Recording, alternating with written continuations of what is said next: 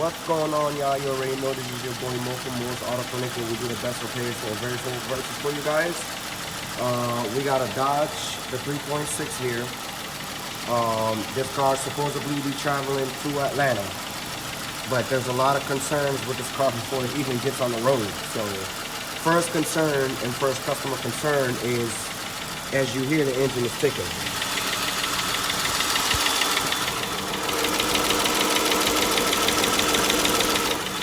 So that sounds like a lifter's in there. Lifter's like really stuck or not lubricated due to bad oil, not keeping up with the oil change on time, but I'm gonna be honest with you. Bad oil.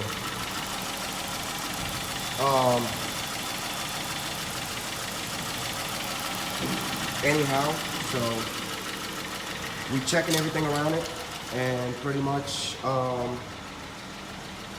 needs tires in the back and alignment.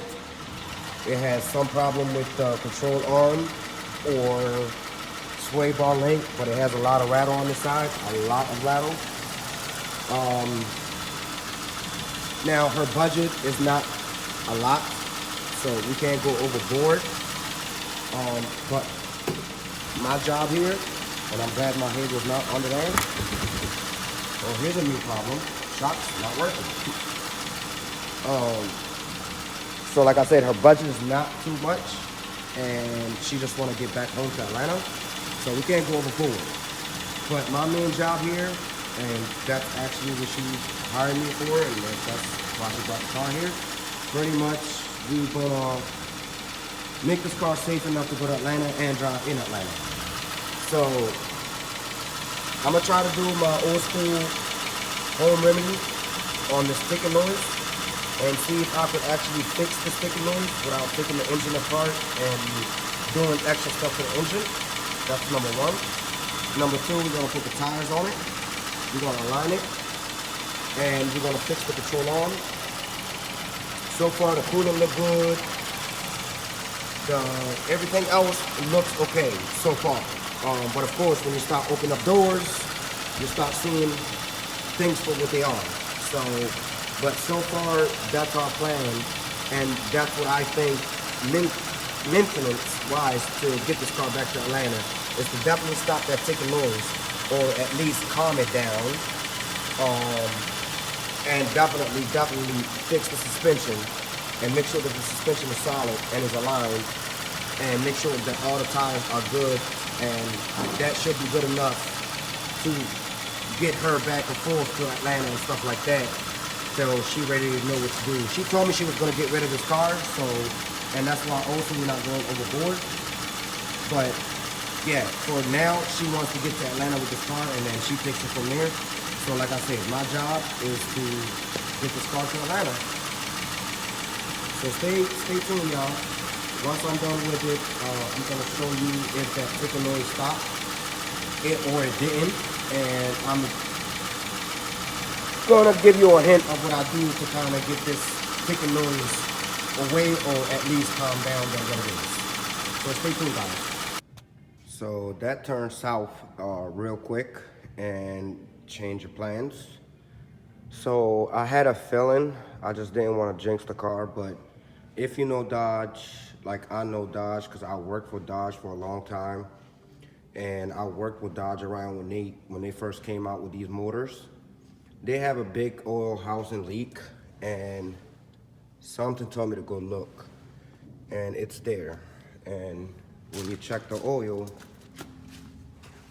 it has no oil, and that's why the engine knocking. So the lifter's not stuck. If you look down here, look at all the oil. You see it? Look at all the oil. So I had to change plans and take the intake manifold off. I took it off so you guys could see better. But yeah, now we're doing intake manifolds, which it plays a good favorite in the customers, because they could get a free tune-up now. They don't have to pay for the tune-up. They could get a free tune-up now. They just pay for parts at this point. So yeah, y'all, yeah, so now the whole calculation and everything and whatever me and the customer discussed, we had to rediscuss it and see what's the best option. And the best option was definitely get rid of the oil leak and that sound. So yeah, we done gonna do that, and we're gonna try to help her as much as possible so she could get to Atlanta safely. So took the lower intake manifold off, just moved it out of my way to cut time and cut shortcuts. And that's what it looks like down here. Full of oil all the way towards the back. So I'm pretty sure it's running down the transmission. So here's a clean shot of how much oil down here.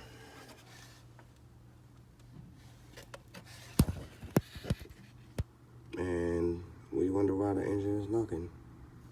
Look, it's covered the knock sensor. Look, you can't even see the knock sensor anymore. That's how much oil down there. You can't even see the knock sensor. That's sad. So pretty much it took forever to get the parts, but this is as much as I could do when it comes to cleaning. The rest of it probably maybe the pressure wash, but that's not gonna get cleaned all the way 100%. It's impossible. And here's the oil housing. So pretty much these gaskets leak, so in the oil ring. So here's the gaskets in the oil ring. And then the plenum gaskets is right here. They toast. They were just like sitting flat on the thing. And the car also have a check engine light. Most likely is for that. Not sure, but yeah. But now we're in the process of putting the job back. They had the wrong spark plugs in this car. So if this is the wrong spark plugs and this intake manifold has shit loose off of it, therefore this car had tune up and it got the wrong spark plug and it got stuff loosened in it. So yeah, great job mechanics, great job. And we also gonna add, just for the hell of it, we're gonna add a thermostat because just the repair from the old mechanic it looks suspicious. So we're just gonna do our own repair here. So we're gonna put a thermostat on it, and plus that looks like it's the original from 2011. So this car in need of a thermostat. So anyway, y'all, I'm in the process of putting everything back together. Yes, we look like we pulling a late shift tonight, but it is what it is. So here she is, all back together. I still need to finish up the suspension work today, but yesterday I stayed all the way up to like 9 o'clock in the shop, finished this up, made sure my fan comes on, make sure my coolant good, no leaks, no nothing. So the engine part of it is pretty much done. And here, we'll start it up.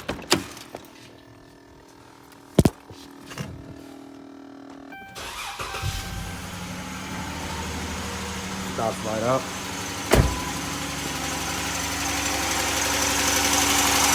Of course, that's the noise from the belt because the coolant got failed and all that. I'm gonna wash the engine once I'm done and clean up the engine and make sure everything's good. But of course, you know, the engine always loud at a full start. And as you hear now, it's calming down. But she's running. She got oil, good oil, and coolant level good. My fan kicked on yesterday, and she's getting really good heat inside because, like I said, we put a brand new thermostat on it. So here, as you're seeing, guys, the car is done. We just got that little suspension work to do. We're gonna finish that up today, so we will give the customer the car today. But always like to thank God for the blessings, and as you've seen in my videos, and most of them, I like to do my job right from the first time. I don't like to go back into my work, and I definitely don't like to go back into anybody's work. But thank God for the talent, and thank God for the blessing that when I do big repairs like that, car starts right up, no problem, no drama, no headache. So I hope you guys like and subscribe. And like I always say, if you have any questions or comment, please leave them below. I will answer to you personally.